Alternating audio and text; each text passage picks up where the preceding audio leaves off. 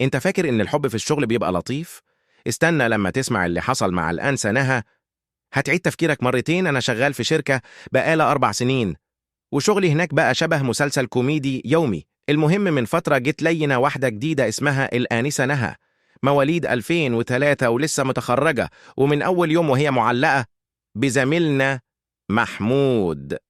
يعني أول ما بيخش من باب الشركة وشها بيقلب إيموجي قلب، وتلاقيها دخلت الشركة معاها سندوتشات وجبن رومي ولانشون، وكأنها فتحت مطعم النهاردة الصبح. وأنا بجمع الطلبات والفلوس عشان أجيب الفطار، محمود جه بيقول لي لي هات. خلاص يا استاذ محمود، انا عامل حسابك لانشون وجبنه رومي ونسكافيه كمان. البيئه قال لها وهو مش مصدق كميه الاهتمام دي. تعرفي يا نهى، انا لو مراتي كانت بتعمل معايا كده ما كنتش رميتها من الضوء للدور الرابع. طبعا كل المكتب اتشل من الضحك، بس نهى وقفت متجمدة كأنها شافت المستقبل، ولحد دلوقتي محدش عارف نرجعها لطبيعتها. بعد الصدمة دي اكتب في الكومنتات لو حصل معاك موقف غريب في الشغل قبل كده، وحط قلب لو شايف إنها تستحق تعويض نفسي بعد اللي حصل فيها.